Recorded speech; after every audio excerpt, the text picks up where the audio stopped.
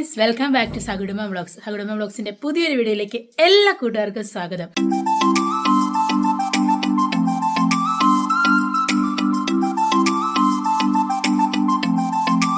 അപ്പം നമ്മൾ ഇന്ന് വെക്കാൻ പോകുന്നതാണ് കപ്പളങ്ങ മെഴുക്ക് പുരട്ടി. തോരനൊക്കെ എല്ലാവരും അറിയാവുന്നതായിരിക്കും. കപ്പളങ്ങ വെച്ച് തോരൻ. കപ്പളങ്ങ മീൻസ് പപ്പായ, ചിലയിടത്ത് അതിനെ ഓമയ്ക്ക എന്നൊക്കെ പറയും. നമ്മുടെ ഇവിടെ കപ്പളങ്ങ എന്നും ഓമയ്ക്ക എന്നും പറയും. പക്ഷേ കൂടുതലും നമ്മൾ കപ്പളങ്ങ എന്നാണ് കേട്ടോ പറയാറുള്ളത്. അപ്പോൾ അത് വെച്ചിട്ട് നമ്മൾ മെഴുക്ക് പുരട്ടിയാണ് ഉണ്ടാക്കുന്നത്. നമ്മൾ നേരത്തെ നമ്മുടെ ഷോർട്ട് വീഡിയോ ഇട്ടിട്ടുണ്ടായിരുന്നു. ഉച്ചയൂണിൻ്റെ ഒപ്പം അമ്മ പറഞ്ഞപ്പം ഒത്തിരി പേര് ചോദിച്ചു എങ്ങനെയാണ് കപ്പളങ്ങ മെഴുക്ക് പുരട്ടി ഉണ്ടാക്കുന്നത്. അപ്പം അതുകൊണ്ടാണ് ഞങ്ങളിന്ന് കപ്പളങ്ങ മെഴുക്ക് പുരട്ടി ഉണ്ടാക്കുന്ന വീഡിയോ ഇടാമെന്ന് വിചാരിച്ചത്. അപ്പോൾ കൂടുതൽ വിശേഷങ്ങൾ അമ്മ പറയും.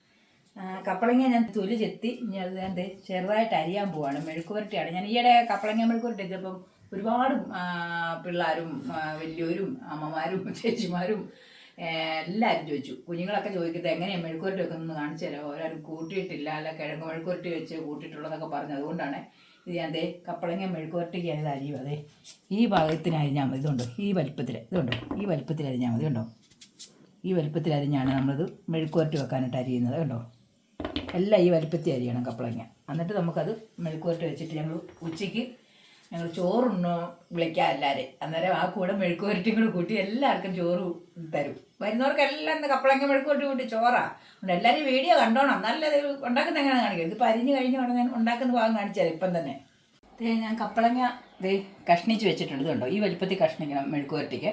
അതെല്ലാവരും ചോദിച്ചുകൊണ്ടാണ് ഇപ്പോൾ ഇത് ഇടുന്നത്. ഞാൻ ആരും ഇതേക്കുറിച്ച് അറിഞ്ഞോ ഞങ്ങളാരും കപ്പളങ്ങ മെഴുക്കുവരട്ടി കാണാത്തല്ലേ എന്നൊന്ന് പറഞ്ഞു ഒത്തിരി പേര്. എന്നോട് കുറേ ആൾക്കാരുണ്ട് ഞങ്ങളോട് ഇതിനകത്ത് ഇവിടെ ചോദിച്ചിട്ടുണ്ടായിരുന്നു ഞങ്ങൾ കപ്പളങ്ങ മെഴുക്കുവരട്ടി വെച്ച് കാണിച്ചു തരാമെന്ന്. അതുകൊണ്ടാണ് ഇതിലിപ്പോൾ കാണിക്കുന്നത്.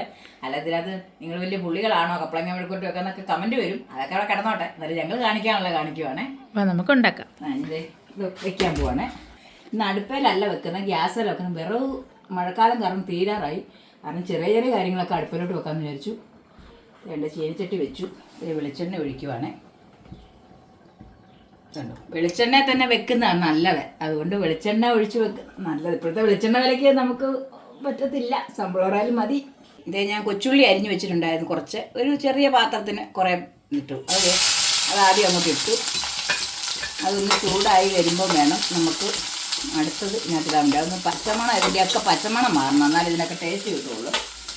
ഏത് സാധനത്തിൻ്റെ നമ്മൾ ആദ്യം എന്ത് ചെയ്താലും നമ്മൾ ആ എണ്ണക്കകത്ത് ചൂടാക്കി പച്ചമണം ഒന്ന് മാറ്റിയിട്ട് ഇടുവാണെങ്കിൽ നല്ല ടേസ്റ്റ് കിട്ടും. അതൊന്ന് ചുമന്ന് വരുമ്പോഴത്തേ വറ്റൽമുളക് ഞാൻ കല്ലേ വെച്ചൊന്ന് ഇടിച്ചെടുത്തിട്ടുണ്ട്. അത് വറ്റൽമുളക് ഇല്ലാത്തവർക്കും മുളക് പൊടി ചേർക്കാം. പക്ഷേ വറ്റൽമുളക് ചേർക്കാൻ ഒന്നുകൂടി ടേസ്റ്റ്. വറ്റൽമുളക് ഉള്ളിയും കൂടി ഇടിച്ചാണ് നമ്മളിതിന് ചേർക്കുന്നത്. ഇപ്പോൾ ഉള്ളി ഞാൻ ആദ്യം അരിഞ്ഞിട്ടു. ഇതേ വറ്റൽമുളക് രണ്ടും കൂടി ഇട്ടാണ് നമ്മളിത് ശരിയാക്കി എടുക്കുന്നത്. പിന്നെ അത് കഴിയുമ്പോൾ അതിനകത്ത് എന്തെങ്കിലുമൊക്കെ ഇച്ചിരിയോടൊക്കെ ചേർത്താൽ അതിനായ ടേസ്റ്റ് കിട്ടും. അതിപ്പോൾ ഞാൻ കാണിച്ചു തരാം. രണ്ട് വറ്റൽമുളക് ഇട്ട് രണ്ടും കൂടെ ഒന്ന് ഇതിനകത്ത് എണ്ണയ്ക്കകത്ത് ഇടണൊന്ന് നോക്കട്ടെ. മൂത്തതിന് ശേഷം നമുക്ക് കപ്പളങ്ങ ഇടാം. അപ്പുറത്തെ പാനിൽ തന്നെ കുക്കറിൽ ഇരിക്കുന്നത് ഇന്ന് നമ്മൾ ഉച്ചക്കത്തേനുള്ള മത്തങ്ങ എരിശ്ശേരിയാണ്. അതിൻ്റെ ഒന്നും ഞാൻ ഇട്ടിട്ടില്ല. അത് ഉച്ചയ്ക്ക് നമുക്ക് ചോറിന് വിളമ്പാനുള്ള കറി. അതിന് ആടെ ഇരിക്കുന്നേ ഉള്ളൂ. അടുപ്പേക്കണ്ടോ അത് ഉച്ചയ്ക്ക് അത് ഇടുമ്പം എല്ലാവരും കാണിക്കാം. ഇപ്പം അത് അടുപ്പം ഇരിക്കുന്നേ ഉള്ളൂ.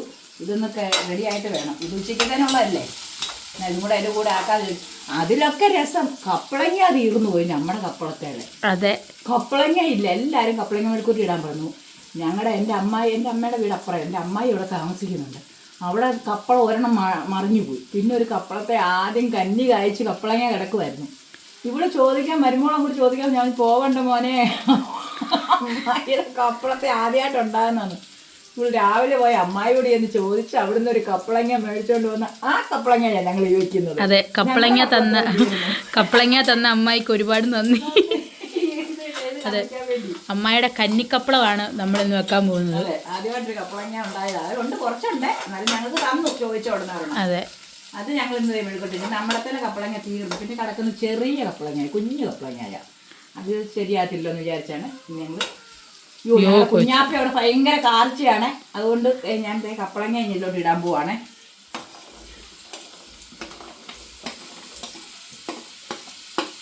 ഇതൊന്ന് ഇളക്കി എല്ലാം വെച്ച് കഴിയുമ്പോൾ വേഗം ഇപ്പോൾ ഇന്നത്തേന് റെഡി ആകത്തുള്ളൂ. ഇതിനകത്ത് ശകലം മഞ്ഞപ്പൊടി, ഒരു ഇച്ചിരി ഗരം മസാലയും കൂടെ ചേർക്കണം. അന്നേരം നല്ലൊരു ടേസ്റ്റ് കിട്ടും.